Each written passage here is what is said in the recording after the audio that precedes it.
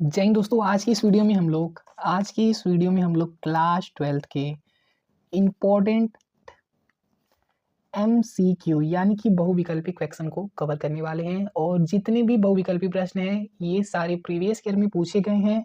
ये 2025 बोर्ड परीक्षा के दृष्टिकोण से काफ़ी ज़्यादा इम्पोर्टेंट हैं। तो चलिए वीडियो को बिना टाइम वेस्ट के स्टार्ट करते हैं और देखते हैं क्लास 12th हिंदी के बहुत ही महत्वपूर्ण बहुविकल्पी प्रश्नों को। तो हमारा पहला प्रश्न जो है वो है उपन्यास विधा पर आधारित रचना है।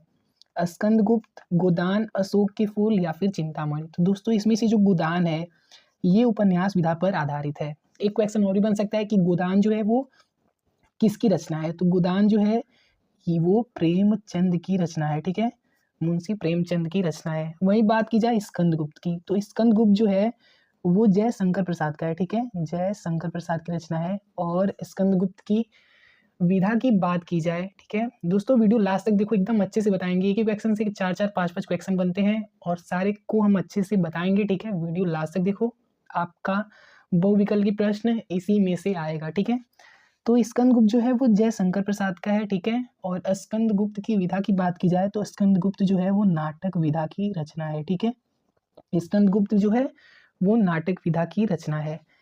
फिर आता है अपना अशोक के फूल। अशोक के फूल के जो रचनाकार हैं, ठीक है, अशोक के फूल के जो रचनाकार है वो है हजारी प्रसाद द्विवेदी। हजारी प्रसाद द्विवेदी जी जो है अशोक के फूल के रचनाकार हैं। ठीक है, और अशोक के फूल की अगर विधा की बात करें तो अशोक के फूल हजारी प्रसाद द्विवेदी जी का निबंध है। ठीक है, फिर आता है चिंतामणि। लास्ट ऑप्शन हमारा चिंतामणि है ना, चिंतामणि को भी देख लेते हैं। चिंतामणि जो है इसकी जो रचनाकार है रामचंद्र शुक्ल है, रामचंद्र शुक्ल। ठीक है, और चिंतामणि की विधा की बात की जाए तो ये भी निबंध विधा की रचना है। तो दोस्तों एक ही प्रश्न से आपका 4-5 क्वेश्चन क्लियर हो रहा है। इसी तरह से हम आगे भी पढ़ेंगे, बहुत मजा आने वाला है और बहुत सारे क्वेश्चन क्लियर होने वाले हैं। आपका बहुविकल्पी प्रश्न यहीं से आएगा, तो वीडियो छोड़ के कहीं मत जाइए, लास्ट तक बने रहिए। ठीक है, क्वेश्चन नंबर 2 है क्या भूलूं क्या याद करूं। क्या भूलूं क्या याद करूं किस विधा पर आधारित है। क्या भूलूं क्या याद करूं किस विधा पर आधारित है। तो दोस्तों क्या भूलूं क्या याद करूं आत्मकथा पर आधारित है। ठीक है, ऑप्शन चौथा जो है आत्मकथा, ये राइट आंसर है। ठीक है, और क्या भूलूं क्या याद करूं किसकी रचना है। तो क्या भूलूं क्या याद करूं हरिवंश राय बच्चन की रचना है, हरिवंश राय बच्चन की। ठीक है, ये भी पूछ सकता है कि क्या भूलूं क्या याद करूं किसकी रचना है, तो हरिवंश राय बच्चन की। क्या भूलूं क्या याद करूं किस विधा पर आधारित है, तो आत्मकथा है। ठीक है, हरिवंश राय बच्चन की। ओके फ्रेंड्स, हरिवंश राय बच्चन की आत्मकथा है। दोस्तों हम बार बार इसलिए पढ़ते हैं ताकि आपको अच्छे से याद हो जाए, अच्छे से समझ में आ जाए। आइए आगे के क्वेश्चन देखते हैं। तीसरा क्वेश्चन है सरस्वती। सरस्वती पत्रिका के प्रथम संपादक कौन थे। सरस्वती पत्रिका के प्रथम संपादक कौन थे, ये पूछ रहा है क्वेश्चन में। तो सरस्वती पत्रिका के प्रथम संपादक जो थे वो थे आचार्य महावीर प्रसाद द्विवेदी जी। तो ऑप्शन ए जो है, ऑप्शन पहला राइट आंसर है क्वेश्चन नंबर 3 का। नेक्स्ट क्वेश्चन है कि आवारा मसीहा नामक जीवनी। आवारा मसीहा किस विधा की रचना है। सॉरी फ्रेंड्स, पेन ही नहीं चल रहा है। आवारा मसीहा किस विधा की रचना है, तो जीवनी विधा की रचना है। जिसके लेखक कौन है ये पूछ रहा है। तो आवारा मसीहा के जो लेखक हैं वो हैं विष्णु प्रभाकर। ठीक है, ऑप्शन दूसरा जो है ये राइट आंसर है। ठीक है,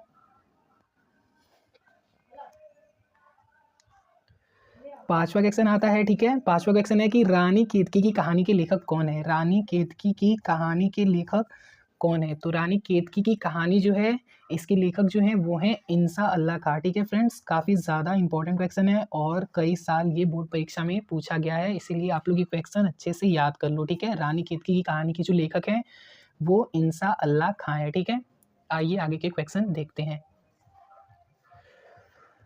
छठा क्वेश्चन है कि हिंदी एकांकी का जनक किसे माना जाता है। तो काफ़ी इजी क्वेश्चन है, आप लोगों को भी पता होगा और काफ़ी इंपॉर्टेंट क्वेश्चन भी है। ठीक है दोस्तों, आपका पेपर इजी ही बनता है। ठीक है, तो हिंदी एकांकी का जनक किसे माना जाता है, तो डॉक्टर राम कुमार वर्मा को माना जाता है। ऑप्शन दूसरा जो है ये राइट आंसर होगा। ठीक है, हिंदी एकांकी का जनक doctor Ram Kumar Verma.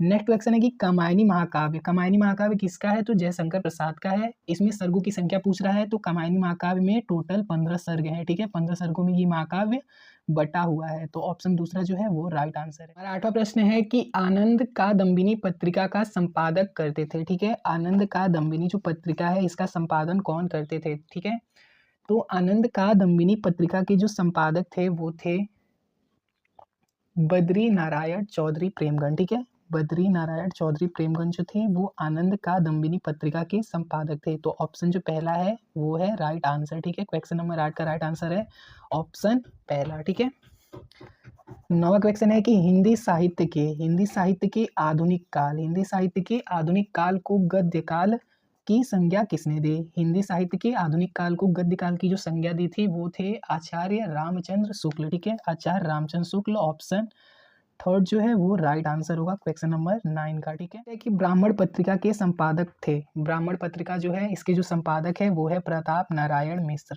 Option second जो है इस क्वेश्चन का राइट आंसर है। अभी और भी बहुत अच्छे अच्छे क्वेश्चन है, इसलिए वीडियो को छोड़ के कहीं मत जाइएगा, वीडियो में लास्ट तक बनी रहिए। ठीक है, बहुविकल्पी प्रश्न इससे बाहर नहीं आएगा, वीडियो लास्ट तक जरूर देखो, काफी इंपॉर्टेंट वीडियो होने वाली है। ठीक है, क्लास 12th वालों को और 10th वालों के लिए भी। 13वां प्रश्न है कि काशी नागरी प्रचारणी सभा की स्थापना की थी। दोस्तों, जो काशी नागरी प्रचारणी सभा है उसकी स्थापना किसने की थी, ये प्रश्न में पूछा गया है। ठीक है, तो काशी नागरी प्रचारणी सभा की स्थापना किसने की थी? श्याम सुंदर दास ने की थी, गुलाब राय ने की थी, सुमित्रानंदन पंत ने की थी या फिर राजा राम मोहन राय ने की थी। ठीक है, तो काशी नागरी प्रचारणी सभा की जो स्थापना थी वो श्याम सुंदर दास ने की थी। ठीक है, ऑप्शन पहला इस क्वेश्चन का करेक्ट आंसर होगा। ठीक है, श्याम सुंदर दास। 14वां प्रश्न है कि निम्न में से कौन सी रचना उपन्यास नहीं है? निम्न में से कौन सी रचना उपन्यास नहीं है? तो जो परीक्षा गुरु है ये क्या है? उपन्यास है। परीक्षा गुरु क्या है? उपन्यास है, लेकिन पूछ रहा है उपन्यास नहीं है। ठीक है, तो परीक्षा गुरु उपन्यास है, और परीक्षा गुरु किसका उपन्यास है? तो लाला श्रीनिवास दास का है। ठीक है, लाला श्रीनिवास दास का है। दूसरा है तितली।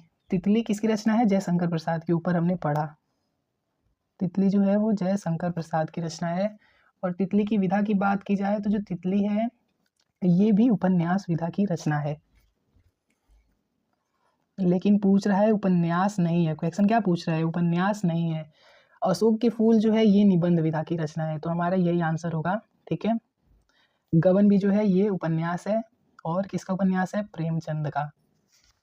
किसका उपन्यास है? प्रेमचंद्र का। ठीक है, तो अशोक के फूल जो है हजारी प्रसाद, आचार्य महावीर प्रसाद द्विवेदी का है। अशोक के फूल, सॉरी फ्रेंड्स, अशोक के फूल हजारी प्रसाद द्विवेदी का है। ठीक है, हजारी प्रसाद द्विवेदी का है, तो ये निबंध विधा की रचना है, तो यही हमारा आंसर। हमारा 15वां प्रश्न है कि त्रिवेणी त्रिवेणी किस विधा की रचना है? त्रिवेणी किसकी रचना है? तो त्रिवेणी जो है वो रामचंद्र शुक्ल की रचना है, और विधा की बात की जाए तो त्रिवेणी आलोचना विधा की रचना है, और त्रिवेणी किसने लिखा है? रामचंद्र शुक्ल ने।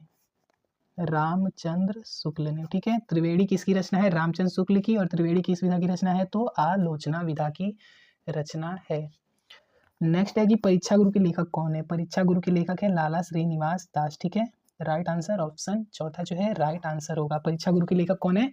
लाला श्रीनिवास दास। नेक्स्ट क्वेश्चन है कि पैरों में पंख बांधकर कृति की विधा है। पैरों में पंख बांधकर कृति की विधा है, तो ये यात्रा वृत्त है, और पैरों में पंख बांधकर के लेखक जो हैं वो हैं रामवृक्ष बेनीपुरी। ठीक है, रामवृक्ष बेनीपुरी। ठीक है, नेक्स्ट क्वेश्चन है तोड़ती पत्थर रचना है। तोड़ती पत्थर सूर्यकांत त्रिपाठी निराला जी की रचना है, काव्य संग्रह है। ठीक है, नेक्स्ट क्वेश्चन है कौन सी रचना भूषण की नहीं है? ठीक है, भूषण कवि हैं, उनकी रचना कौन सी नहीं है? तो शिवा बावनी किसकी रचना है? शिवा बावनी भूषण की रचना है। छत्रसाल दशक भी भूषण की रचना है। शिवराज भूषण जो है ये भी भूषण की रचना है, लेकिन रामचंद्र का जो है ये केशवदास की रचना है, तो यही हमारा आंसर होगा। ठीक है, रामचंद्र का केशवदास की रचना है, तो राइट आंसर होगा ऑप्शन 4 आंसर होगा हमारा। ठीक है, आज का हमारा लास्ट क्वेश्चन है कि लहर किसकी रचना है? तो लहर जो है वो जयशंकर प्रसाद की रचना है।